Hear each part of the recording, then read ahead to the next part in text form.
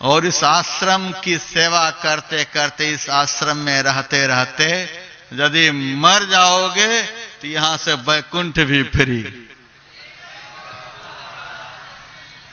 नरक में नहीं जाने देंगे,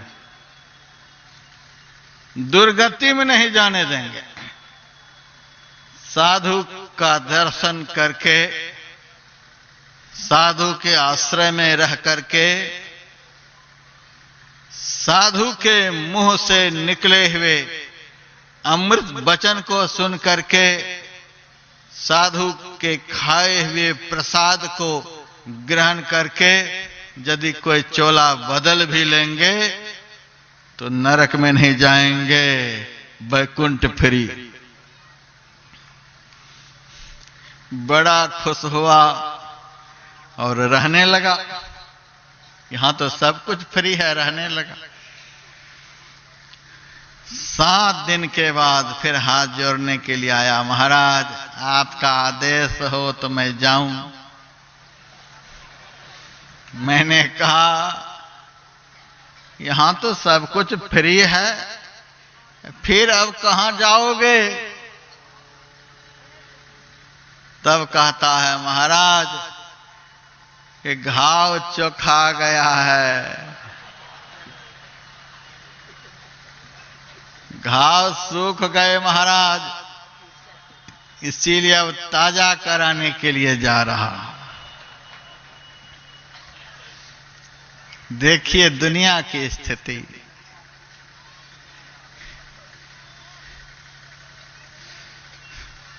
तीर्थराज प्रयाग में अभी 1 महीने का ध्यान शिविर चला था।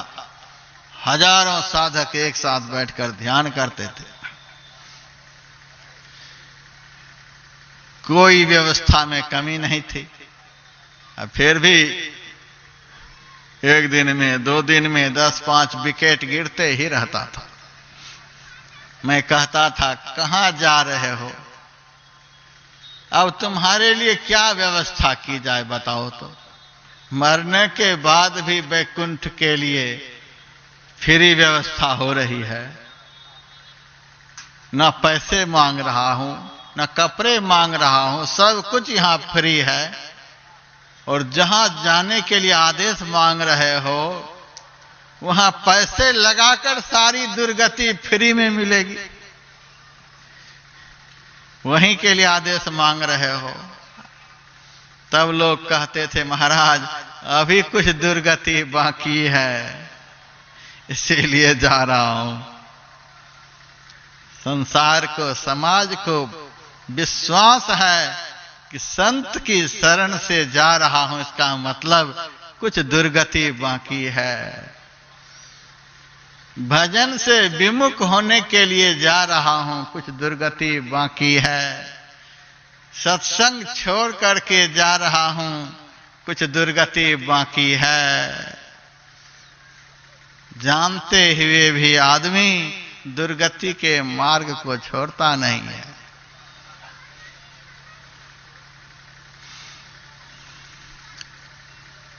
भगवान राम ज्ञान है।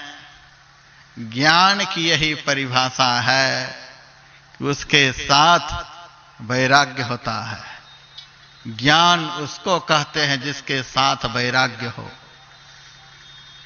सारी दुनिया की पुस्तकों का अध्ययन कर लिया, लेकिन यदि वैराग्य जीवन में नहीं, अनासक्ति की भावना जीवन में नहीं,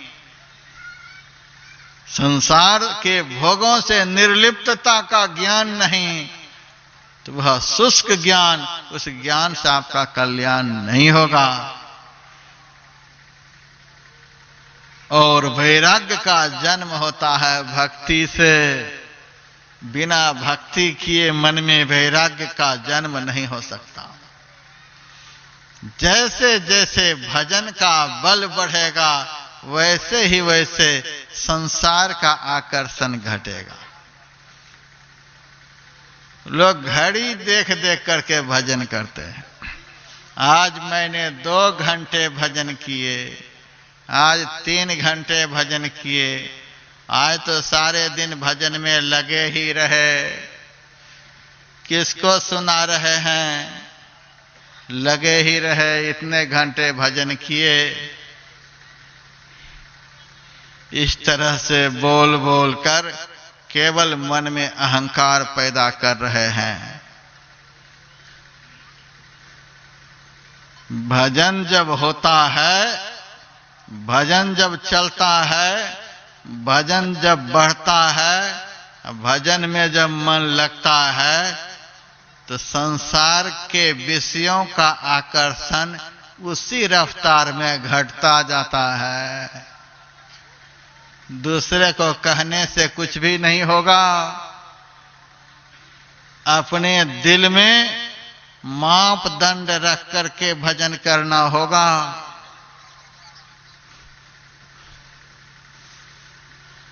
सुमति क्षुधा बाढ़ई नित नई, विषय आस दुर्बलता गई। काकभूषण जी महाराज ने ऐसा गरुड़ जी से कहा, परमात्मा की भक्ति रूपी संजीवनी जड़ी का जो सेवन करता है, श्रद्धा रूपी अनुपान को साथ में लेकर उस जड़ी का जो परिपान करता है, सद्गुरु रूपी वैद्य के वचनों पर जो दृढ़ विश्वास रखता है, ऐसे भक्त की सुबुद्धि रूपी भूख बढ़ने लग जाती है। सुबुद्धि रूपी भूख बढ़े,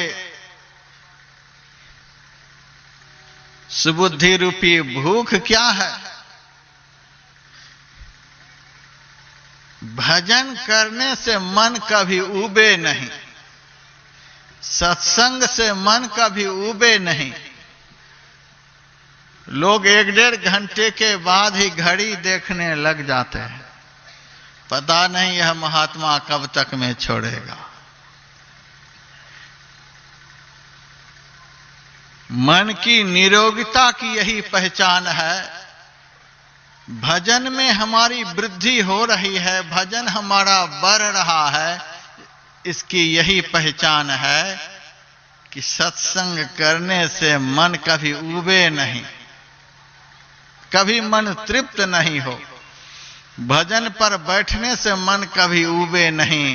घंटों घंटे तक बैठे हुए हैं, लेकिन भजन से मन कभी तृप्त नहीं हो। सदा सत्संग और भजन से मन अतृप्त ही रहे, और करूं और करूं और करूं। ऐसा मन, ऐसी बुद्धि हमारी हो जाए। विषय आस दुर्बलता गई। भोजन करता है तो शारीरिक बल बढ़ता है, उसी तरह से भजन के बढ़ने से इंद्रियों का बल घटता चला जाता है और आत्मबल बढ़ता चला जाता है। इंद्रियां विषयों के बाजार में दौड़ने के लिए उत्सुक हों और आत्मबल इतना प्रबल हो कि इंद्रियां विषय के बाजार में दौड़ नहीं सके। दौड़ना चाहे लेकिन दौड़ नहीं सके, तब समझिए कि हमारा आत्मबल बढ़ रहा है, भक्ति रूपी रसायन का सेवन हो रहा है। भजन के बढ़ने से विषयों का आकर्षण कम होता चला जाता है, इंद्रियों का बल कमजोर होता जाता है, आत्मबल बढ़ता जाता है। हम अच्छे अच्छे कामों को अधिक से अधिक देर तक करते रहें, ऐसा भजन के बढ़ने से होता है। तो भक्ति से ही वैराग्य का जन्म हुआ है। भगवान राम ज्ञान है, लक्ष्मण जी वैराग्य हैं, सीता जी भक्ति हैं। राम जब चले हैं तो दोनों को साथ में लेकर के चले हैं, अर्थात उसी ज्ञान से मुक्ति मिलती है, उसी ज्ञान से कल्याण होता है, जिस ज्ञान के साथ में भक्ति भी हो और वैराग्य भी हो। सत्संग सुनने से क्या होता है?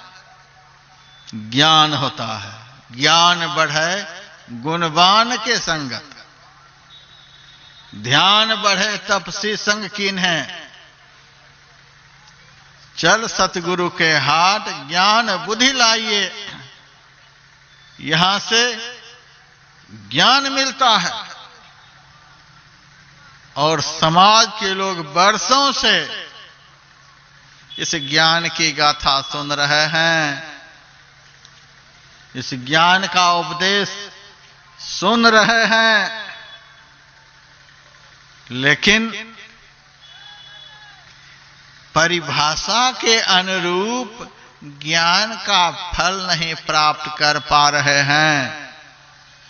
बृहत् तंत्र सार का मंत्र है, ज्ञानान मोक्षमवाप्नोति तस्मात् ज्ञानम परात् परम अतोयो ज्ञान दाने ही नोक्षमस्तंग त्यजेत गुरुम। ज्ञान से मुक्ति मिलती है, इसीलिए ज्ञान सबसे बढ़कर है।